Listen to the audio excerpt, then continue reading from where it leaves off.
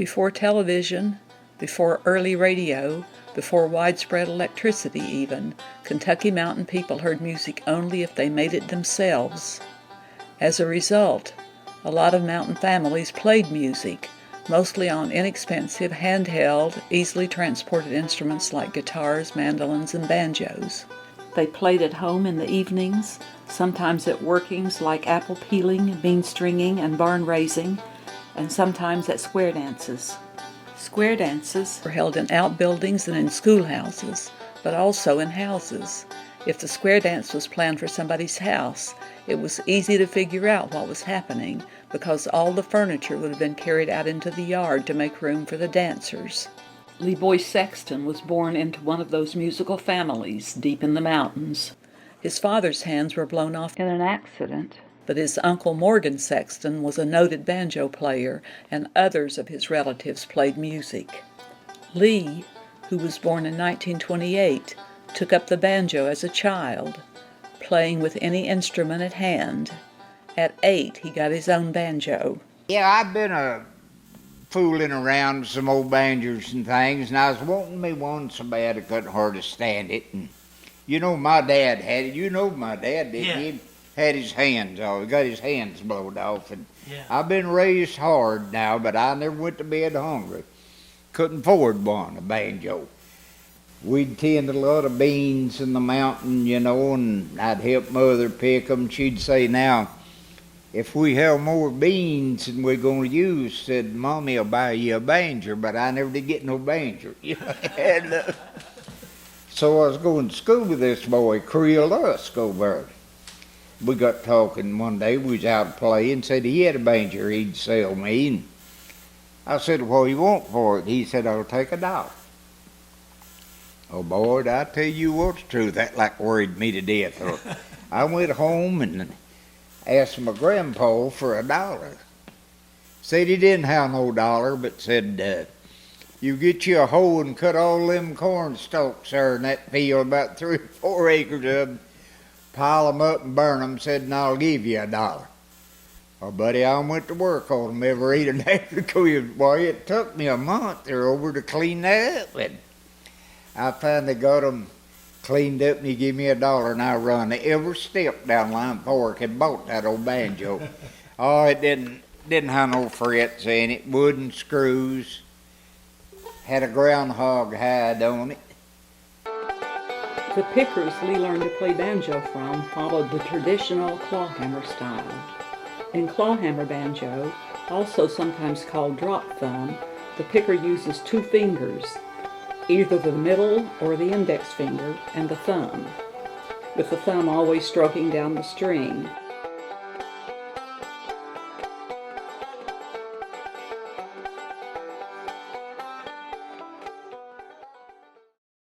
I played in the Library of Congress. Yeah. Yeah. And Lord, I've played all over. And I played Washington, D.C. and Pennsylvania and Chicago, and I go everywhere. But now I won't go overseas though. I ain't going nowhere. I ain't lost nothing where I ain't go. My sister, she flies a lot. She told me to get me a magazine or something, look at it whenever I was going up, and that didn't work. And whenever they started to land, I had it in mind that they'd just come down right here, but that thing must hit an air pocket or something. It fell 100 feet, like scared me to death. Lee did become known across the old-time Appalachian music world, but it was a long journey in getting there. Right here's that grandfather's crop.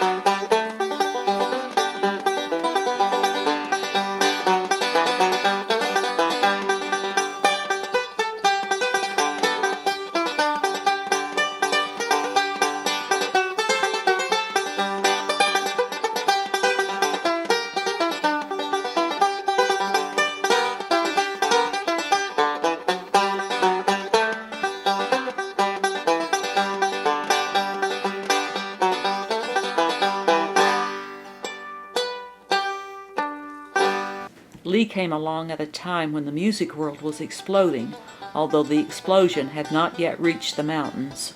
Radio as we know it, that is, radio broadcast over the airwaves and available to anyone who can pick up the signal, began around 1923, 5 years before Lee was born. WCKY in Cincinnati, WLS from Chicago, WSM from Nashville, and WWVA out of Wheeling, West Virginia, all came on the air in the 1920s. These 4 radio stations were well known for country music during Lee's growing up years. Lee probably wouldn't have heard them until much later. Few stations, and none of those 4, broadcast with much power during Lee's early years, so it's doubtful their broadcast would have reached the eastern Kentucky mountains. Instead of listening to the radio, Lee would have spent the 30s improving his clawhammer skills.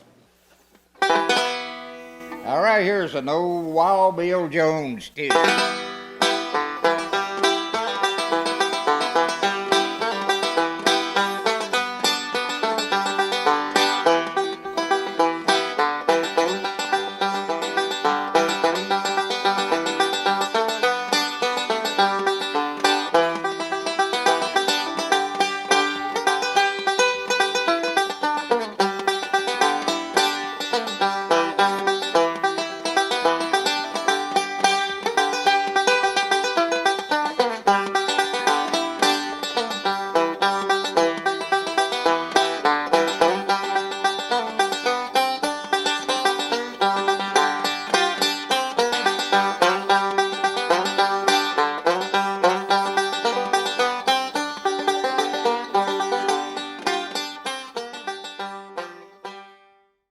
Eastern Kentuckians were exposed to some radio by the time Lee grew into his teens. In 1941, the University of Kentucky and the Louisville radio station WHAS launched an effort to connect Eastern Kentuckians to the rest of the nation. They called it the Listening Post Project. The purpose was to provide working radios to households scattered around the mountains. People could gather together and hear war news, World Series games, heavyweight fights, and a wide range of music. The biggest gatherings usually took place on Saturday night, when people came together to listen to the Grand Ole Opry. Once radio became more prevalent in the 40s, Lee would have been exposed to music outside the Appalachian repertoire, and to the work of other banjo pickers like Earl Scruggs. Early country, as typified by the Carter family, Jimmy Rogers, and others, would have been prevalent. Bluegrass was beginning to make an appearance. New groups were keying on Flatt & Scruggs and on Bill Monroe and his Bluegrass Boys. Through it all, Lee stuck with clawhammer. Bluegrass pickers, they do it a lot different, but I do it. That's the reason I teach banjo. Now, and what the type of music I do, I love that kind of music. But that don't work with what I do, you know, old-time stuff, you know. In the mid to late 40s and early 50s, local radio stations began springing up all over southeast Kentucky and southwest Virginia. Many of them featured all-day broadcasts of country, western, and early bluegrass, all lumped together and generally called hillbilly music. They provided an opportunity for local performers to showcase their talents to a wider audience. New groups showed up all over the area, playing for pie suppers, dances, and religious meetings. Lee Boy was part of this movement. The school at Blackie, Kentucky, right up the road from where Lee grew up, had an auditorium boasting a raised stage with a curtain. Both local and well-known outside musicians played there. A 4-piece group that included Lee often appeared there Wednesday nights, with admission generally $0.25 for school students. All right, here's an old tune, that Down South Blues.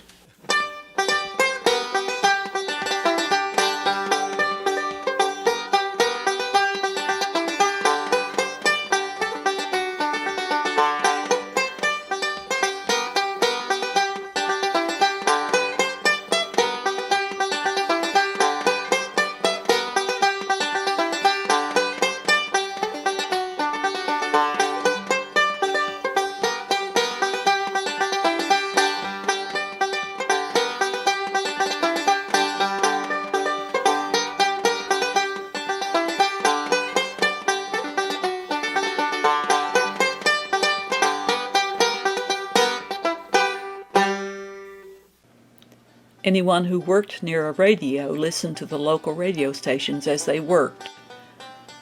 The programs featured a lot of local talent and occasional more famous acts like the Stanley Brothers. The stations generally signed off before dark. In the evenings, people tuned to the by now more powerful stations like WCKY, where they could hear more hillbilly music, interspersed with heavy pitches for songbooks, illustrated Bibles, talking harmonicas, and baby chicks. Neighbors would come in, and everyone would gather round the radio. Over the next 20 years, as country and bluegrass music took over the air, Lee went to work in the mines during the week, worked on his farm, and played music on weekends. Through it all, he stuck with Clawhammer. By the late 50s, Lee had become well enough known that his name came up when old-time music was the subject.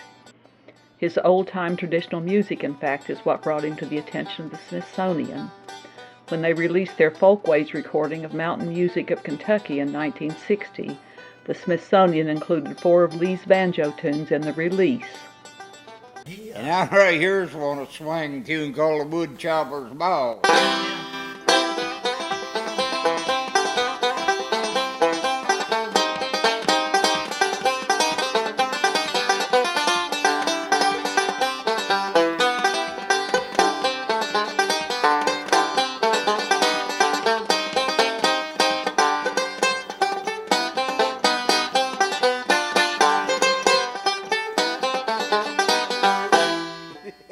Lee had a strong attachment to the mountains, and his devotion to his early Kentucky music style was typical of Lee in other parts of his life.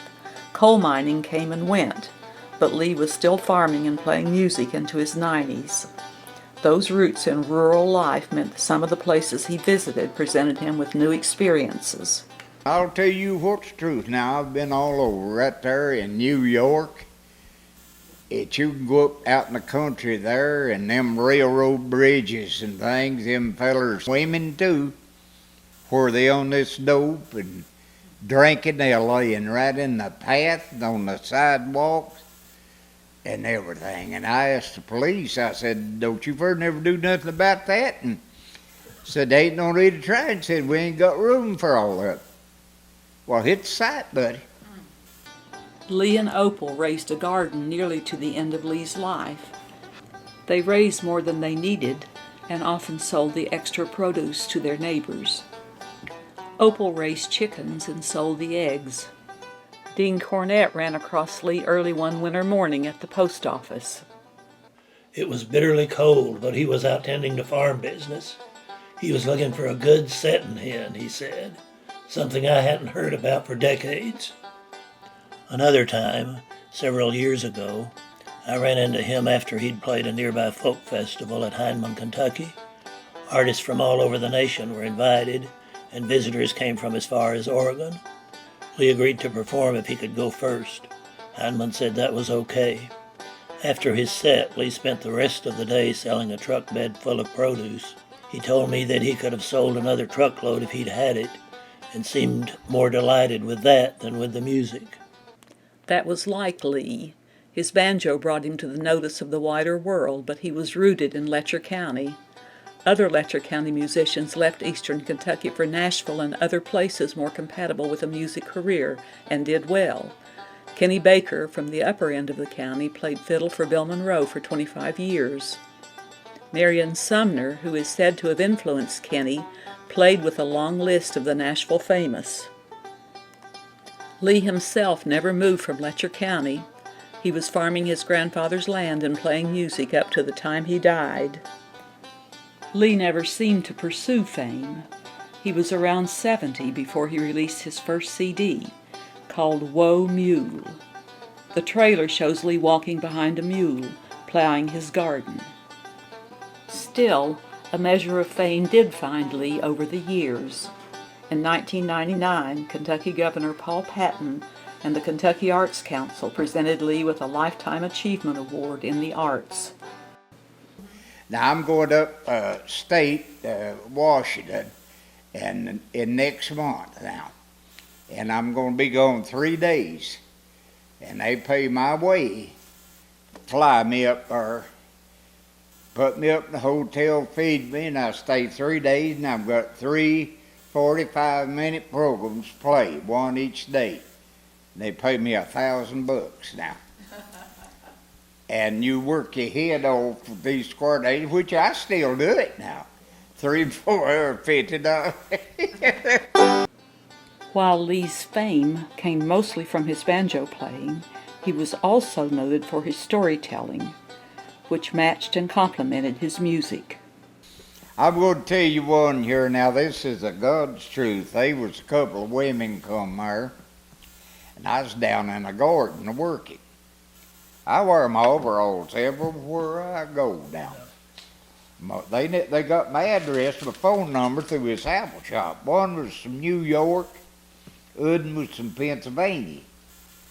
My wife hollered at me, said, "There's some people here who want to see you."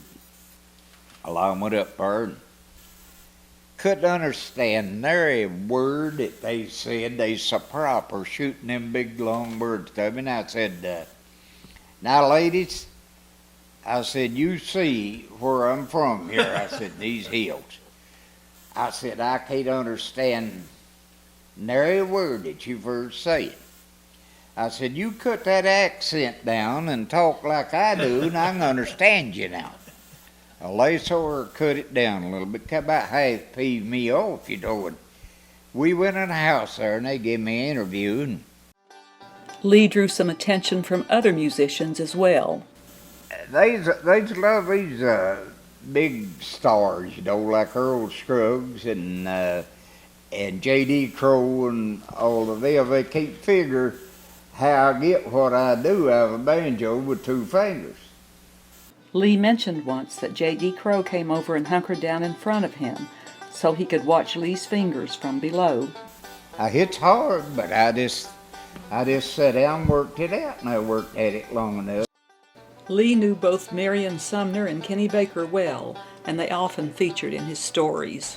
Lord, I played a minute tune with Kenny. Really? Yeah, they had a fiddlers convention down here at Lexington one time, there in that Woodland Park. And me and Marion was playing a lot of twin fiddles, you know. And I was playing the fiddle at that time, and went down there, and they about 7 or 8 fiddle players there. And Kenny and Uncle Josh had come from Nashville in there in an old van, and they'd hit something, and the front end of it was jammed right up against. They was drinking that old Thunderbird wine. And they had some pillars in there, feather pillars. They'd busted them old pillars, and Kenny had feathers and did everything. They got us on the stage there, and Kenny was sitting here, and Marion over here, and I was on the end over here. And every one of us had to play Sally Gooden. And they had a professor standing there seeing how many different ways that the tune went. There ain't nobody plays the same tune just like. There's a little error in it somewhere. Kenny said to Marion, "Now don't you start none of that fancy stuff now, Marion." Marion said, "No," said, "I won't." Well, it come up.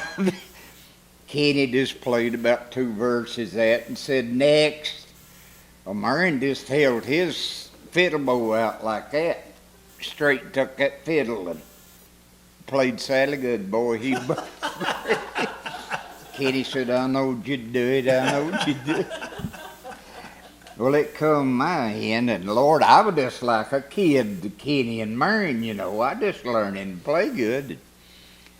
I just got up and I said, "Now, all of you hear these brochures read on these fiddle players." I said, "And I want everybody just to take notice and listen real good. And I want to show you where they learnt their fiddling from." He played with Bob Wills a while on that swing stuff, you know. But Marion wouldn't play old Joe Clark, but he swung it. He'd swing it, you know. And I worked places before now over here in Virginia, you know. And they'd tell me to keep Marion off of that swing stuff. They just wanted straight. And I'd talk to Marion and, all right, no, I won't get on it. I'll just play straight fiddle. First tune he'd play, he'd run it clean up past the fingerboard. But and we went to Texas one time. They booked a bunch of Mexicans in up here at the apple shop, and they heard us, and they booked us back in Texas. And they played guitars and bass guitars, you know, and these drums and things. And we went out to where we was playing, and this accordion player is supposed to have been the best accordion player in Texas. He asked Marion, said, you play fiddle? Said, accordion. Marion said, play with anything. He said, let me ask you something else. Said, you play polka. Can you play polka? He said, I just now got through telling you that I can play anything. Well, they asked Marion to do one with them. Marion wouldn't do it. And I told Marion, I said, Marion, I never did hear you play with accordion and stuff like that. I said, won't you try one with him? He said, hand my fiddle over here. I got his fiddle out of the case and handed it to him. He took off on the wildest polka this Mexican did on this accordion, you know, whatever I heard in my life. Asked Marion, said, they was a jamming. Said, can you take a break? And he's alive. He didn't think Marion get it, you know. Lord have mercy. Marion tore that all to pieces, but he'd hold a stiff bow and take that fiddle and he'd play that. They tried to hire him every way on there. He wouldn't fool with them. Now right here's some of his stuff, that swing stuff.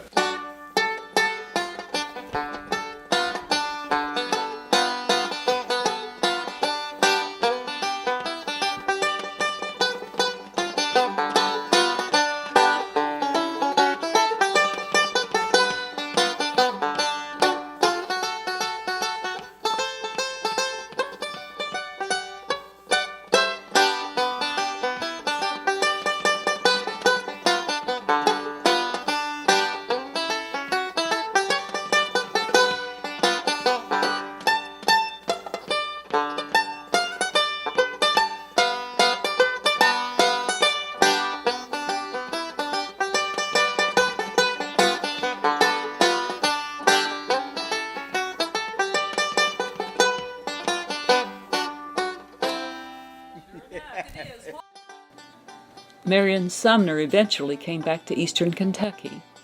At one point, he and Lee both taught music at Hindman, Kentucky. According to Lee, Marion often ducked out to smoke a cigarette and drink coffee. One day, the director came looking for Marion for something and found him absent from his post. He went to Lee for information about where Marion was. He got mad. Lord have mercy, he was mad. He thought I'd told on him, but I didn't. I lied. And I told my wife, I said, now I'm going to fix him whenever I go home. I didn't care what he said to me. I knowed him so long I didn't pay attention to him. And I went home. And I called him. Marion said, hello. I changed my voice and I said, is this you, Mr. Sumner? Yes, ma'am. Can I help you? Marion said. I said, well, I've been trying to get me up a bluegrass band and I need a banjo player. I said, they tell me at least SEXTON's pretty good and you've worked with him before. I said, can you tell me something about him? He was mad, Birdwood. He said, now, ma'am, said, I'm just going to tell you the truth. Said, Lord, don't you mention it. Said, don't you say nothing about it. I said, no. I said, my mouth is closed. I knew what was coming. Marion said, now, he ain't much.